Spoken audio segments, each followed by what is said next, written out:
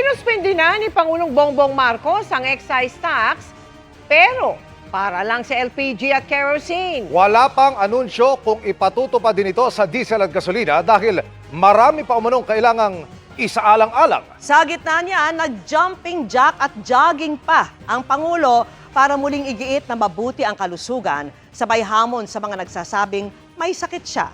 Nakatutok live si Ivan Mayrina. Ivan. Mel, Emil, Vicky, nagpatawag nga ng isang biglaang press conference si Pangulong Bongbong Marcos ngayong hapon dito sa Malacanang. Maliban sa isang mahalagang anunsyo kaugnay sa excise tax, pinakitaan din tayo ng Pangulo ng konting exercise.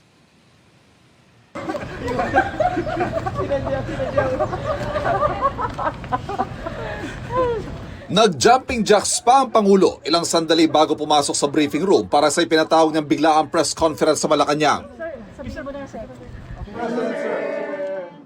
Bagay na inulit pa niya pagpasok sa briefing room na sinundan ng hamon sa mga nagsasabing may sakit siya. So this is been done today. And I challenge anyone who are saying that I am sick, that they come and exercise with me. We will see who is stronger. You come to the gym with me. Tingnan natin kung sino mas malakas magbuhat ng weight. Yung mga taong yan na nagsabi sa inyo na may sakit ako, na baldado na ako, ha? Ngayon alam ninyo, puro sinungaling ng mga yan. Kaya't lahat ng sasabihin ng mga yan, kasinungalingan. Kaya't huwag nyo nang paniwalaan kung sino man yung mga yun. Now you know who the liars are and who is telling the truth. Ginawa ito ng Pangulo kasunod ang pagkalat ng mga post sa social media nitong nakaraang linggo na may malubha siyang sakit. Katunayan matapos daw magkaroon ng diverticulitis nitong Enero, tuloy-tuloy na raw ang pagbuti ng kanyang kalusugan at hindi na raw muling na-ospital mula noon.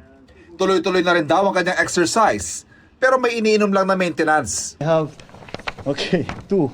One for gout, which is lopurinol. Mga nasa lahi namin mga Ilocano, magka-gout eh. And the other is for high blood pressure, for hypertension. Those are the only two medicines that I take. Pero ang tunay na pake ng Pangulo sa press conference ay para i-anunsyo ang kanyang paunang pasya tungkol sa excise tax sa petrolyo. Yun nga lang, para sa LPG at kerosene pa lang. So sa ilalim ng kapangyarihan na binigay sa atin ng batas, tinanggal ko na ang excise tax sa LPG at sa kerosene. Ang katumbas nito ay 3 piso at 36, how much is this? 3.36. 3 pesos 36 ang bawas ng kada kilo ng LPG. Halos 37 pesos sa isang tangke ang mababawasan ng presyo. At 565 pesos 60 centavos kada litro ng kerosene. Ibig sabihin, mas mababa ang gastos sa pagluluto at sa araw-araw na pangangailangan ng bawat pamilya. Pero wala pang anunsyo kung magkakaroon din ng pagbawas o pagsuspindi sa excise tax sa diesel at gasolina. Pag-uusapan daw muli ito bukas ng Unified Package for Livelihoods, Industry, Food and Transport o UPLIFT Committee. Marami raw kasi kailangan isaalang-alang sa mga desisyong pagbabawas sa buwis sa petrolyo. Tulad na lang ng mga panawagang tanggalin ang value-added tax o VAT na 12% sa umiiral na presyo ng petrolyo. Lahat daw ng mga ito, masusing pinag-aaralan. If we take away the VAT on petroleum products, it will only help the petroleum market. What we need is funding to help the entire society. Hindi pwedeng yun lang, titignan lang natin is the petroleum. Kasi sinasabi ng mga tao, bakit puro transport workers lang ang tinutulungan nyo? Paano kami? Bakit the other? We also have to take care of the other sectors. So with the additional funding that we will get from the VAT collections, yun ang gagamitin ngayon natin to provide. That fund will not exist if we remove the VAT on petroleum products alone. Tuloy ang pagsiguro ng Pangulo na sapat ang supply ng pagkain at produktong petrolyo, kasabay ng pagsabing patuloy ang pagharap ng pamamaraan para mapagaan ang bigat ng krisis sa langis ng pinagdaraanan ng bansa. Kaya nga raw niya ipinakitang malakas at malusog siya para hindi na dumagdag pa sa alalahanin ng bayan. At kasunod niyan, nag-jogging pa ang Pangulo, papasok sa kanyang opisina.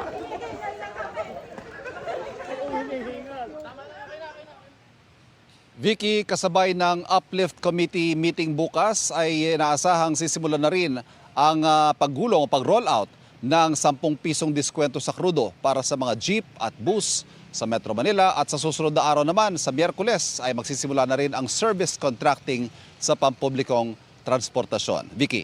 Question, Ivan.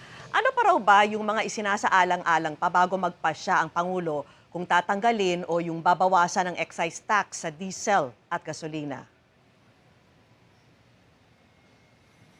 Vicky, kanina lamang may nakausap tayong source na umuupo dyan sa mga pagpupulong ng Uplift Committee na yan. At ang bottom line ika nga niya ay yung revenue impact. Kung ano magiging epekto ng pagbabawas sa anumang buwis, excise man yan o VAT, sa koleksyon ng gobyerno. Dahil ngayong mga panahon na ito, higit na kailangan ng gobyerno ang pondo, pero anumang pababawas sa buwis ay kabawasan niya sa pondo na ginagamit naman ng pamahalaan para tulungan ang mga sektor na pinakaapektado ng nangyayaring krisis na ito. Ang sabi niya rin, meron na raw desisyon ang Pangulo, ang pinag-uusapan na lamang ay yung aktual na mga numero. Dahil kailangan daw na pag-aralan pa ng, kumbaga, one last look, ika nga, para pag-aralan yung huling mga numero na ipipresenta ng Pangulo sa bayan.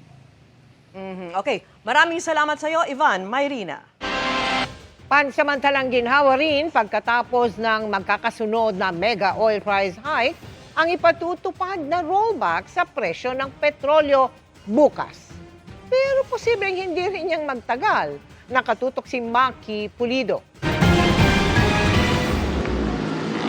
Kung sa mga nakaraang linggo, uso ang pila ng mga naghahabol magpakarga ng petrolyo tuwing Lunes. Ngayon, maraming tipid-tipid para mapaabot ang langis hanggang sa rollback na magsisimula bukas.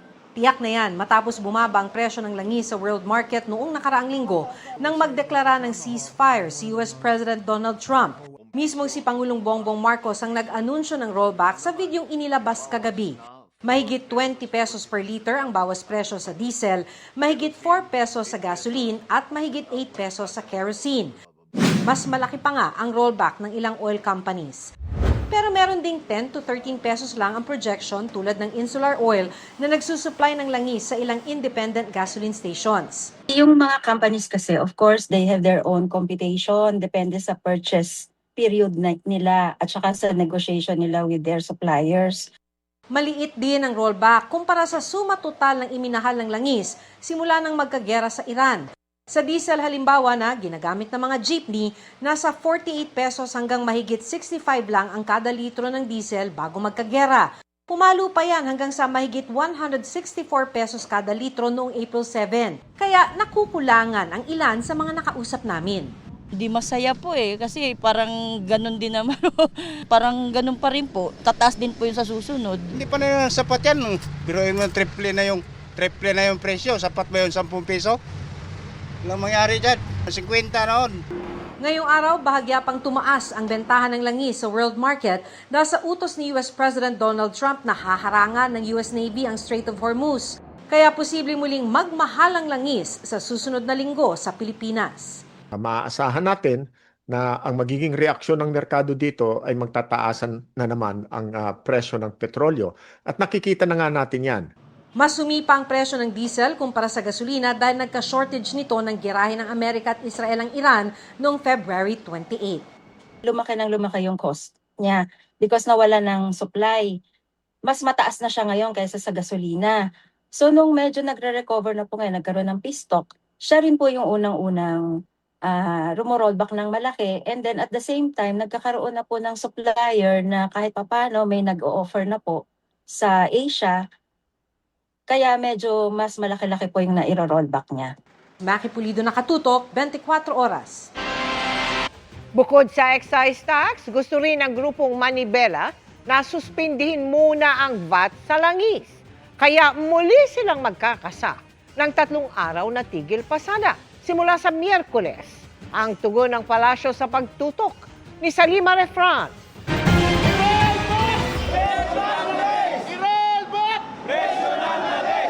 3 araw na nationwide na tigil pasada ang kinakasa mula Miyerkules, April 15 hanggang Biyernes, April 17 ng grupong Manibela. Nasaan ang gobyerno ni Bongbong Marcos Jr. dito sa gitna ng krisis ng walang habas na pagtaas ng mga produktong petrolyo. Pinabayaan ninyo na magkamal ng salapi itong mga oil companies na ito. Giit nila, wala raw ginagawa ang pamahalaan sa pahirap na dulot ng pagsirit ng presyo ng langis. Sinertify nyo as urgent ang pag-suspend sa excise tax na dapat kasama ang value-added tax. Pero tayo, pinabayaan natin hanggang sa ngayon. Binigyan ka na ng kapangyarihan pero ayaw mo pang gamitin. Bakit po? Giit pa ng grupo, dapat magbitiw na sa pwesto sina Energy Secretary Sharon Garin at Transportation Secretary Giovanni Lopez. Kalahating milyong mga pampublikong sasakyan raw ang lalahok sa tigil pasada, kasama na ang mga taxi, TNVS at motorcycle taxi. Ang transport strike magsisimula sa mismong araw ng paglulunsad ng service contracting program at kasunod ng rollback sa presyo ng diesel. Ang mga banay solution na inilalatag ninyo ay hindi talaga kapaki-pakinabang.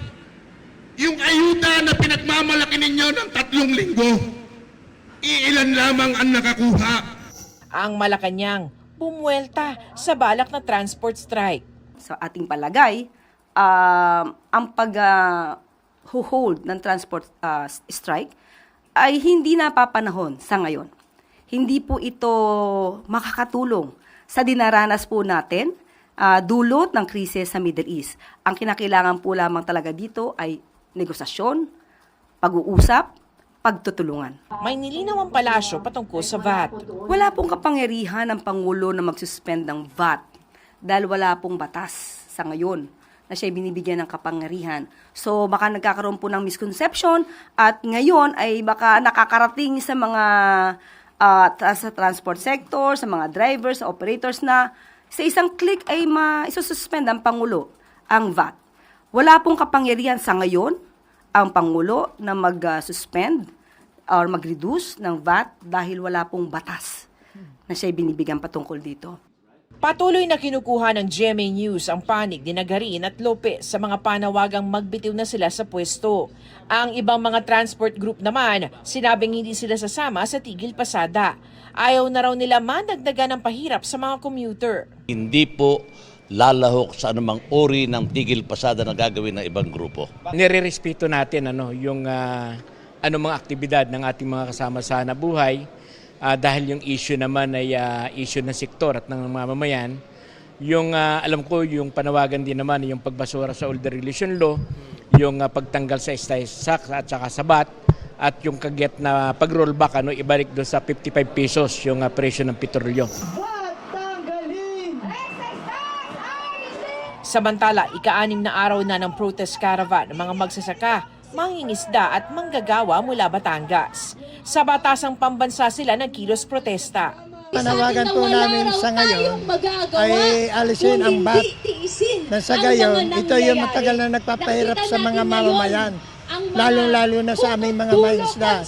Dahil ang VAT, ito yung nagpapataw ng malaking buwis para sa langis. Sobra po, dahil kasabay ng pagtaas ng langis, tumaas po ang mga pangunahing bilihin.